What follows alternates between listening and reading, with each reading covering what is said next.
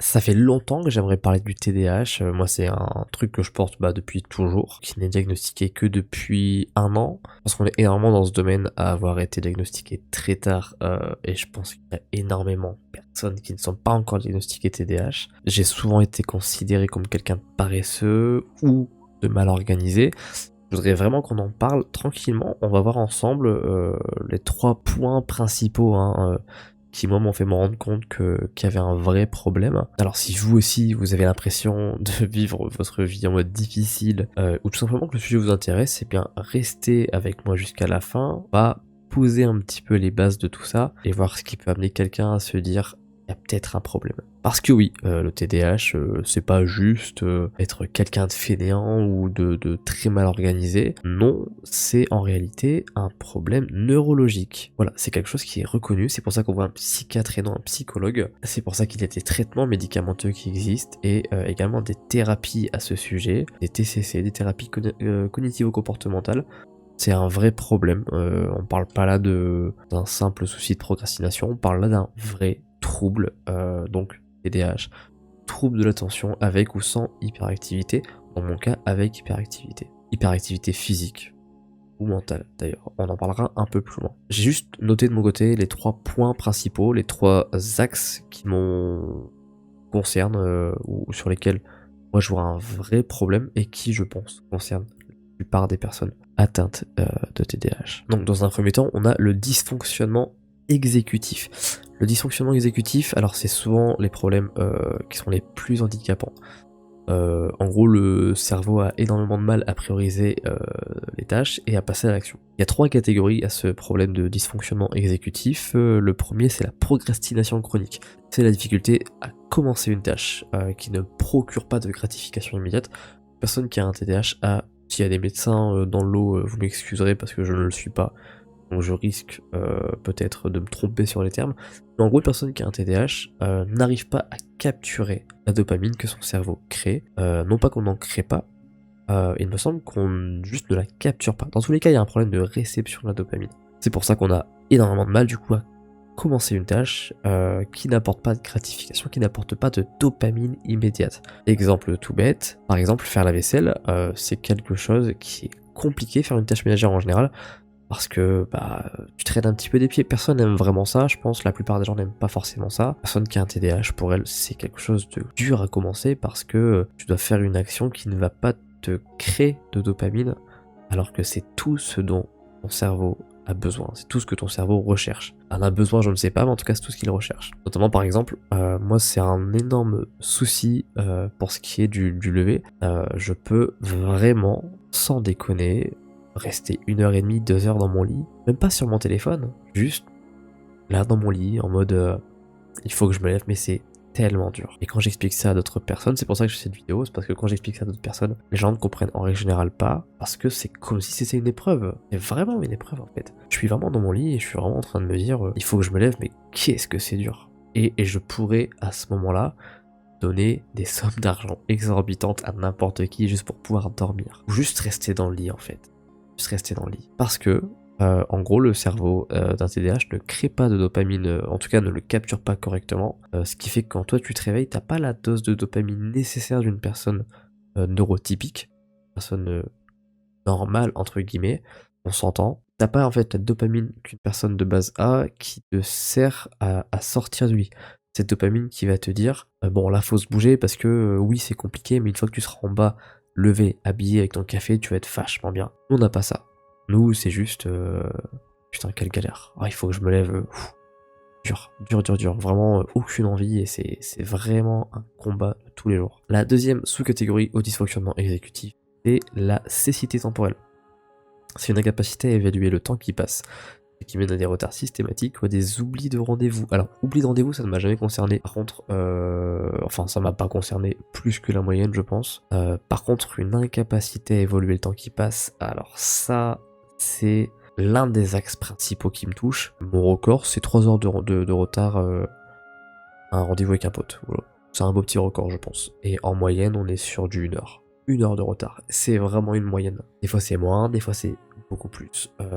Faut pas penser que quand une personne atteinte d'un TDAH est en retard, c'est pour elle normal. je me rends compte de mon retard et j'en suis le premier agacé. Le problème, c'est que l'incapacité à évaluer le temps qui passe, elle se manifeste dans le fait que si je dois partir à 8h30 du matin pour aller au travail ou autre, à 8h20, je peux être dans mon canapé en caleçon en train de me dire tranquille, large, large. À 8h22, je vais me dire oh, je suis large. À 8h25, large. Alors que je dois m'habiller, prendre mon café, préparer mes affaires. Par contre, une fois que je suis lancé, en 5 minutes, je fais en règle générale tout ça.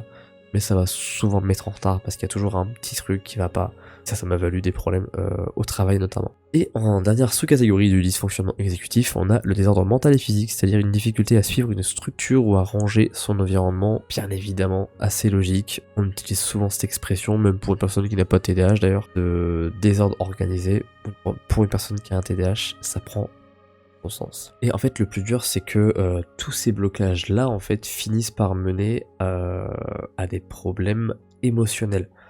Forcément, tous ces soucis génèrent des soucis émotionnels, et c'est là qu'on arrive sur le deuxième problème, qui est la dérégulation émotionnelle. Une personne qui a un TDAH, en fait, elle n'est pas affectée que par l'attention. Souvent, le TDAH, ça amplifie également les ressentis. C'est pour ça qu'une personne qui a un TDAH est souvent très émotive, ou à l'inverse, pas du tout émotive. On a en gros, on vit les émotions avec une intensité qui est disproportionnée. Pareil, 3 sous-catégories. On a dans un premier temps l'hypersensibilité au rejet, donc une douleur émotionnelle intense face à une critique ou un rejet réel ou perçu concrètement, que ce soit avec des amis, que ce soit au travail ou que ce soit justement au travail avec des clients ou des personnes qui n'ont même pas d'importance dans ma vie. Un mot, pas une critique directe, un simple mot, ça peut vraiment me toucher. Je peux vraiment en fait me vexer pour une bêtise et ça va me créer de l'anxiété. En fait, le problème il est là, c'est pas juste tu m'émets une critique et je le prends mal pendant 1 heure, c'est que ça peut me créer de l'anxiété parce que je me dis telle personne expérimentée m'a fait une remarque que j'ai peut-être même mal interprétée pour mon travail, je le prends premier degré et en fait je me fais tout un film là-dessus. Alors que des fois il suffit d'en parler à la personne et c'était un quiproquo.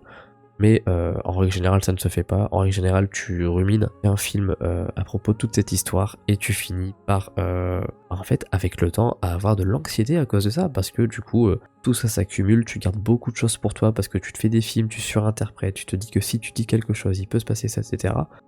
Et de là en fait ouais, ça te crée vraiment de l'anxiété chronique. En deuxième sous-catégorie de la dérégulation émotionnelle, on a l'irritabilité, donc une faible tolérance à la frustration qui peut mener à des explosions de colère ou un découragement rapide. Ça c'est assez impressionnant. Je prends mon exemple encore une fois, je ne parle que pour moi, je ne l'ai pas précisé, mes propos n'engagent que moi, tous les TDAH sont différents. Il y a des personnes qui ont un TDAH beaucoup plus intense que le mien, il y a des personnes qui ont un TDAH plus léger que le mien. Je pense être dans la fourchette basse quand même en règle générale, mais en tout cas voilà, ça n'engage que moi. Donc au niveau de l'irritabilité, c'est vrai que c'est assez impressionnant. Je suis pas quelqu'un qui s'énerve facilement. Bon, je suis comme tout le monde, hein, j'ai 29 ans, donc forcément je suis de plus en plus aigri, on va dire. Je peux m'énerver facilement sur la route. Je passe beaucoup de temps sur la route, j'adore conduire. Donc je peux m'énerver facilement sur la route parce que c'est devenu compliqué en France d'être sur la route. Par contre, pour m'énerver, donc on parle là d'énervement qui mène à une bagarre, il faut le faire. Il faut vraiment le faire. Par contre, je peux encaisser pendant des mois, et pour un truc, même pas la goutte de trop ou le mec l'a cherché machin, je peux m'énerver contre une personne qui n'a quasiment rien fait. Juste, je sais pas, mon cerveau il câble, et j'ai déjà eu assez récemment une situation où au travail, sincèrement j'étais tellement énervé, sans raison qui concerne le travail en tout cas, que je pense que j'aurais pu me battre avec à peu près n'importe qui.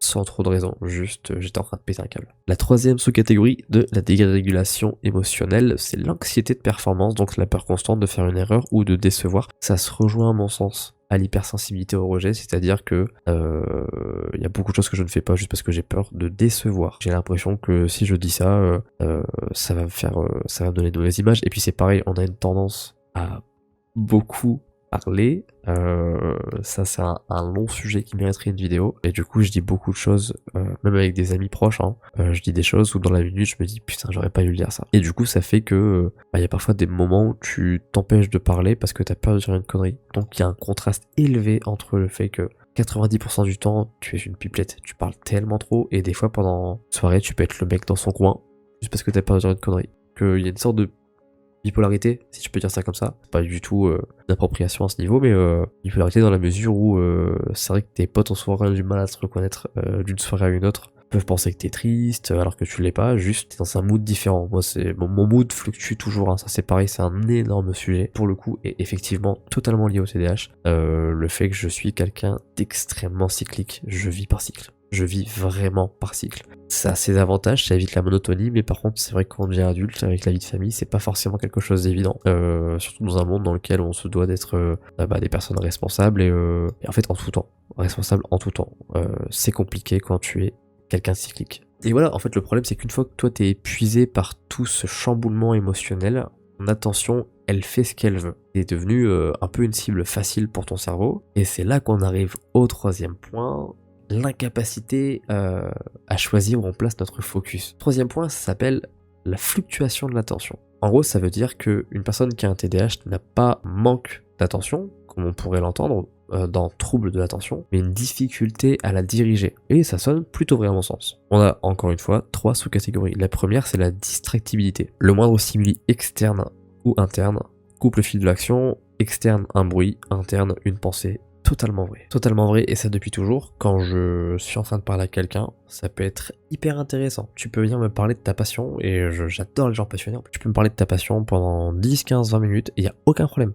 Je vais vraiment avoir une oreille de fou malade. Par contre, un bruit extérieur peut totalement me déconcentrer. S'il y a des travaux à côté, je peux totalement me perdre. Moi, ce qui m'arrive le plus souvent, comme c'est au niveau des pensées internes, en règle générale, si tu me parles de ta passion et qu'à un moment, je sais pas, tu me parles de banane, t'as prononcé le mot banane, je vais penser au fait que j'ai pas racheté de banane. Et du coup, ce soir, je pourrais pas me faire mon dessert habituel. Et ça me rappelle en fait que merde, j'ai oublié d'en racheter hier aussi. Du coup hier j'ai pas pu le manger, mais je l'avais pas noté sur MyFitnessPal. Du coup ça fait qu'au final je suis en déficit. Ah mais du coup, et au final par rapport au sport, et c'est fini. Et c'est fini en fait. À ce moment-là, moi c'est terminé. Donc là c'est handicapant pour le coup. Ça c'est vraiment un point très handicapant. Il y a vraiment un truc de distractibilité permanent qui est très handicapant pour les TDAH. Je vous disais qu'il y avait en règle générale l'hyperactivité mentale, l'hyperactivité physique, et les personnes d'ailleurs qui sont mixtes, les personnes qui ont les deux, moi j'ai les deux, je suis mixte, mais c'est beaucoup plus à mon sens de l'activité mentale dont je suis affecté, c'est-à-dire que l'activité physique elle se manifeste par le fait que j'ai beaucoup d'énergie. C'est ironique, hein, je peux passer 2 heures à me lever de mon lit parce que j'ai aucune dopamine, et d'un seul coup je vais me lever, je peux mettre un caleçon, m'habiller et partir courir, et partir faire 3 heures de sport s'il le faut, et presque oublier de manger, ça n'a aucun sens. C'est marrant, je le prends à la rigolade, mais c'est vrai que avec du recul, oui, il y a vraiment un truc qui est assez marquant, et qui est d'ailleurs anormal, choquant en tout cas.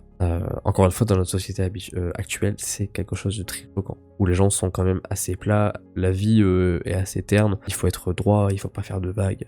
Une personne qui a un TDAH, ça se remarque souvent. On arrive à la deuxième sous-catégorie de la fluctuation de l'attention, et là on arrive sur un énorme point également, je vais faire court parce que ça mériterait également un sujet, c'est l'hyperfocalisation et l'hyperfocus, la fameuse hyperfocus, le fameux hyperfocus, je ne sais pas. À l'inverse de la distractibilité, la personne peut rester bloquée pendant des heures sur un sujet passionnant au point d'oublier de manger ou de dormir, c'est totalement vrai. C'est très frustrant parce que du coup ça veut dire qu'on excelle nulle part, on est juste assez bon dans plein de domaines, juste correct, on a des connaissances dans plein de domaines.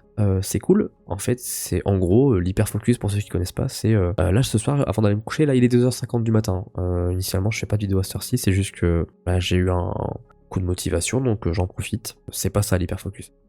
Je peux, par exemple, là avant d'aller me coucher, je peux tomber sur un article qui parle de fusée, qui parle de motocross. Moi j'aime beaucoup le sport, donc ça peut notamment être le sport, mais ça peut être plein de choses. Mais vraiment diverses et variées. Hein. Ça peut être des professions, ça peut être un type d'activité, ça peut être la mécanique de quelque chose. D'un coup, je vais me renseigner un petit peu, je me dis, ah c'est intéressant comme sujet, et je vais me renseigner. Je vais me renseigner sur les motos par exemple. Je peux tomber sur un truc sur la motocross. Je vais me renseigner sur la motocross, je me dis ah ça a l'air intéressant, j'aime bien la motocross, j'aimerais bien en faire un jour. Et j'ai me renseigné un petit peu. Je commence à regarder par curiosité le prix des motocross. Et puis du coup, quand tu regardes les annonces, bah, on parle de 2 temps, de 4 temps. Tu te dis, bah merde, c'est quoi 2 temps, c'est quoi un 4 temps? Et puis tu te renseignes, tu regardes des vidéos sur le 2 temps, le 4 temps. Donc on arrive sur la mécanique, déjà. Et ensuite, à partir de là, tu vas commencer à regarder les compétitions. Dans une semaine, en fait, et bah, il y a le championnat du monde de MX, et du coup, tu vas regarder le championnat du monde de MX, et peut vraiment durer. Moi, souvent, ça dure, ouais, entre 2-3 jours et 2-3 mois. Et c'est. Alors, du coup, ça dure 2-3 mois, bien évidemment, je mange et je dors. Mais en tout cas, à ces moments-là, je suis totalement passionné par un domaine. C'est à la fois très stimulant, c'est cool parce que dans ces moments-là, ta vie, elle prend vraiment un sens. Par contre, malheureusement, ça concrétise quasiment jamais. Et ça, c'est le handicap, en fait, de ce problème, de ce point-là. Hein. C'est que c'est bien cool de te renseigner énormément sur un domaine. C'est-à-dire qu'en 2 semaines de recherche, je peux vraiment caler des gens qui apprécient ce domaine. Juste parce que on a une capacité pendant ce moment-là à apprendre qui est impressionnante. On emmagasine énormément d'informations dans ces moments-là. C'est cool, mais c'est des choses qu'on va en partie oublier plus tard, et surtout, à quoi bon? Si c'est pas ton domaine, à quoi bon? C'est intéressant, on apprend beaucoup de choses. Maintenant, l'avantage principal que moi j'y vois, c'est que ça te procure une culture générale qui est très sympathique. Je peux parler de n'importe quoi, avec n'importe qui quasiment. Je croise une personne qui a n'importe quelle passion, en général, je pourrais tenir la conversation. Ça m'intéresse. Et puis souvent, j'ai déjà feuilleté là-dessus, et du coup, j'ai des petits trucs qui me reviennent, et en fait, j'ai les termes. J'ai les termes. Si tu me parles de cinéma, j'ai les termes. Tu me parles de tous ces domaines-là, j'ai les termes. Ça fait que du coup, je peux suivre la conversation. Voilà, c'est ça l'hyperfocus. C'est à la fois très cool et à la fois bizarre pour les personnes qui n'y sont pas familières, parce que quand tu vois quelqu'un de lambda d'un seul coup disparaître pendant une semaine et revenir et te parler de la combustion des moteurs diesel, voilà, voilà, ça prête à confusion quand même. Troisième et dernière sous-catégorie de cette vidéo, et du coup de la fluctuation de l'attention, c'est l'épuisement mental. Donc faire un effort constant pour rester concentré demande une énergie colossale, menant souvent à un burn-out en fin de journée. C'est également vrai. Moi personnellement, j'ai pas eu ce truc de burn-out en fin de journée parce que en fait j'arrivais juste tout simplement pas à me concentrer dans la journée. Donc j'avais pas ce truc de j'ai forcé plus que d'habitude pour me concentrer et du coup en fin de journée je suis mort. Non. J'arrive même pas à me concentrer dans la journée en règle générale. Là, je parle de l'école, typiquement, quand j'étais en cours. Donc, j'ai pas cet effet de burn-out. Par contre, oui, il y a quand même vraiment ce côté rester focus quand tu es en formation, peu importe. C'est très satisfaisant, mais c'est vrai que ça pompe beaucoup plus d'énergie qu'à l'accoutumée, parce que du coup, il faut se forcer à pas écouter ces petits bruits, pas écouter ces petites voix internes, et puis t'es frustré, et puis en règle générale, tu vas écouter le cours, mais en même temps, tu vas noter sur un papier tes idées, donc tu te retrouves souvent pendant le cours, c'est souvent ces personnes-là qui ont leur petit carnet à côté, et qui gribouillent, qui remplissent les petits carrés, qui s'amusent à noter leurs idées dans la énième note de leur téléphone. Pour conclure cette vidéo, j'aimerais faire un rappel. Le TDAH n'est pas un manque de motivation, n'est pas un manque de volonté, c'est un vrai problème neurologique, c'est un fonctionnement neurologique qui est différent. Alors dans un monde malade comme le nôtre, finalement, qu'est-ce que la différence? Est-ce que c'est bien ou pas bien d'être différent? Ça, c'est à chacun d'avoir ses propres réponses. Moi, ça ne me dérange pas spécialement. Maintenant, effectivement, ça comporte pas mal de handicaps, et ça, c'est ce dont je voulais vous parler un petit peu. Ce sont, moi, ces points-là, ces 3 grands axes qui m'ont fait me dire il serait peut-être temps de voir quelqu'un, de passer un test, voir un psychiatre, quelqu'un dont c'est le métier. Au mieux, tu n'as pas de TDAH et tu sais sur quoi tu dois travailler, tu sais que c'est quelque chose n'est pas neurologique. Donc tu peux en fait littéralement trouver des solutions naturelles de ton côté. Au pire, en fait ça s'avère positif, t'as un TDAH ou autre, et à partir de là tu vas pouvoir te faire accompagner de quelqu'un, et surtout même juste en fait avoir une réponse. Est-ce que c'est juste toi qui es un peu fainéant? Est-ce que j'ai un vrai manque de volonté? Ou est-ce que effectivement non, il y a bien un problème sous-jacent, t'es pas un fainéant? Si quelqu'un est resté jusqu'au bout de cette vidéo, j'en serais très content. Moi, c'est la première fois que je parle de ce sujet, c'est quand même quelque chose qui est intime. J'ai pas de problème avec ça, mais ouais, c'est cool de parler de ce genre de choses, de se livrer un petit peu là-dessus. Je serais curieux de savoir en commentaire si certains d'entre vous sont touchés par certains de ces points, et par lesquels notamment. N'hésitez pas à développer. Je suis bien évidemment ouvert à la discussion sur tout ça, c'est un sujet qui me passionne, le TDAH. Quand on en arrive au point d'aller voir un psychiatre pour ce genre de soucis, bien évidemment, c'est qu'on est quand même relativement renseigné. Les TDAH sont des personnes qui sont quand même pas de base curieuses. Moi, quand j'ai vu mon psychiatre pour la première fois, ça faisait déjà 4 ans que j'avais entendu parler de ce trouble, et ça faisait déjà 4 ans que je lisais des livres là-dessus, et que je m'y intéressais, parce que je trouve ça passionnant, et que la première fois notamment que je suis tombé sur ce terme, j'ai vraiment pris une claque en mode « c'est moi ». Et c'est moi. Donc voilà, j'espère que ça aurait servi à quelqu'un, si ça peut désensibiliser une personne, ou si ça peut tout simplement aider une personne à comprendre un petit peu ce qu'est le TDAH, ou même si ça peut pousser quelqu'un à voir un professionnel là-dedans, bah moi ma mission elle est accomplie. Je le rappelle encore une fois, je suis pas médecin, je suis juste un mec lambda qui a un TDAH. Et en fait on est des millions dans le monde, donc je suis pas quelqu'un de plus particulier que les autres. Voilà, j'avais juste envie d'en parler. C'est un sujet que je trouve hyper intéressant et j'adore parler, donc ça tombe bien. Écoutez, c'est tout. En fait, j'ai trop rien d'autre à dire. J'espère que la vidéo vous a plu et qu'elle vous a intéressé pour ceux qui l'ont entendu. Voilà, n'hésitez pas si vous avez du coup, vous, des points à amener, des détails à apporter, hein. Il est quand même 3 heures du matin, donc j'ai certainement oublié des choses. Mais si le sujet du TDAH intéresse, j'en parlerai plus en détail. Il y a beaucoup de choses à dire là-dessus. Voilà, j'espère que ça vous a plu, moi j'allais me coucher, il est quand même tard. Et puis voilà, je vous souhaite à tous une bonne journée, une bonne soirée. Salut!